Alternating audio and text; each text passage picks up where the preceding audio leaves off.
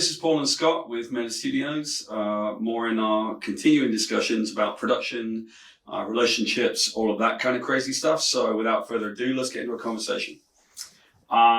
This time, let's talk a little bit about the relationship between director and a producer. I think that's pretty convenient considering you are a director and I am a producer. Absolutely, you go with what you know. Absolutely. So one of the things that is really interesting to me recently, I actually chatted with a few people who had struggled a little bit to define their relationship early on in the process.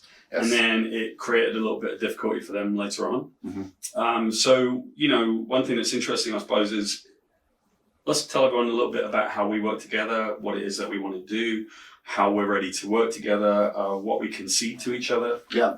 Well, I mean, I think a lot of the root of this all goes back to this T word. So the trust, the relationship. And to some extent, I feel like it's something that has to be sort of learned, earned, frankly, because we can all come in and go, oh yeah, I can do this, great.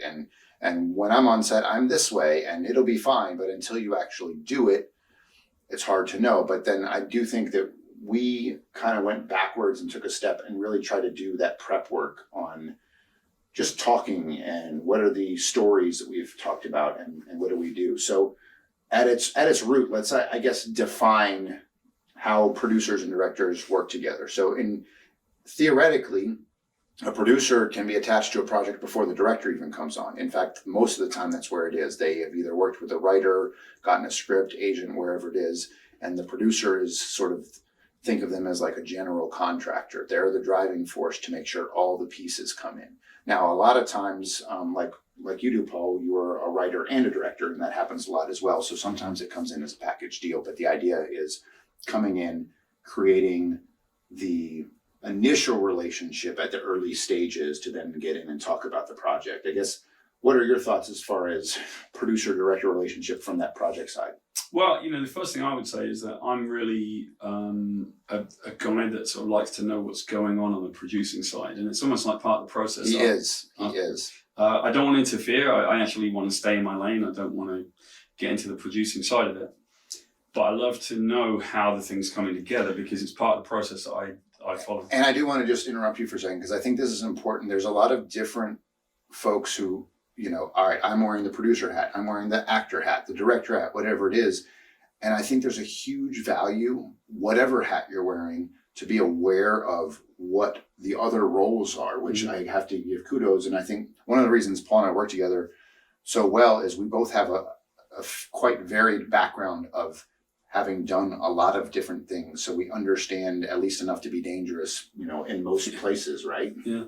And I think, part of my process is to understand how the production is working, but the staying in the lane is a really important thing. I think you don't want to kind of depart from your lane too much because if you do, you're simply either recreating someone else's work or actually getting in the way of what it is that they do.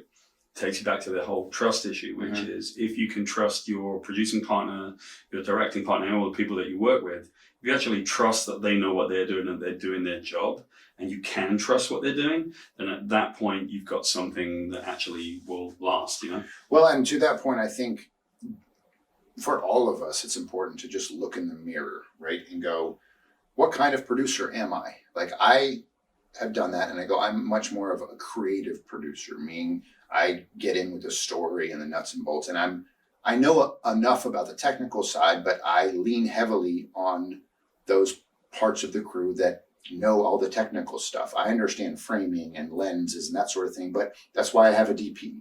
That's why we have a good sound guy who I can say, this is that, when we're thinking about things and overarching, I'm going, all right, I want to shoot a scene in a warehouse and there's no sound deadening. So I'm going to have to talk to my sound guy about that, but I don't make the decision. So it's a part of the process, but I always go back to the creative. And I think that's one of the things that we share as well, which is we don't always agree on everything. And so when it's coming from a creative perspective, now that's all right. Let's get into it because I have a strong creative feeling, you do too. And then we figure out what works best for the project. I think the other thing about it is you, as a director, it's very important for me to know that essentially the producer has your back.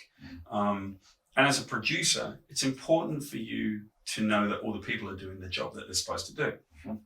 And so the difference between those two roles is that I'm not supposed to worry about that. I'm supposed to worry about what it is that we need so that I can ask for it and do it and implement it.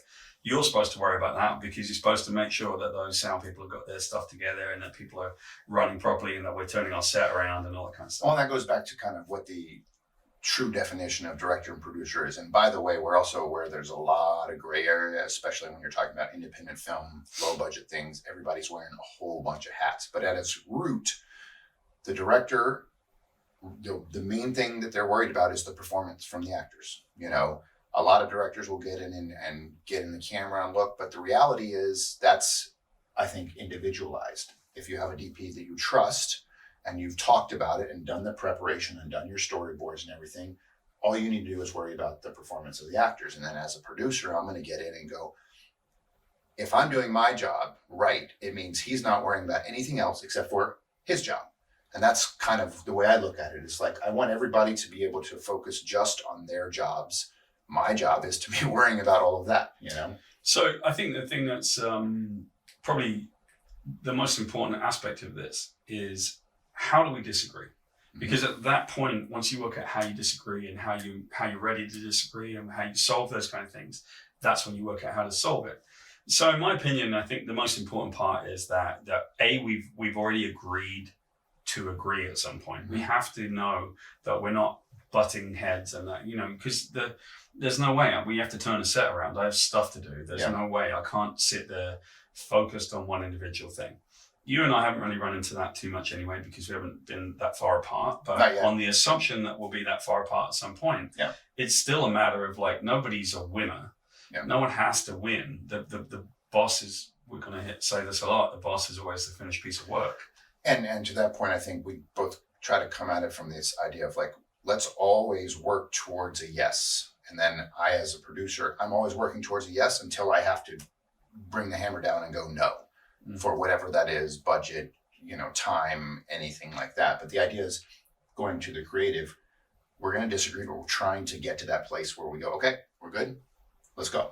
Yeah. And I think in the end, communication is going to be the biggest key to making it work. If you can't communicate properly, you're going to run into problems. If you can communicate properly, you're probably not going to run into those same problems. You know, that's going to be the biggest thing. Yeah, we can't stress this enough.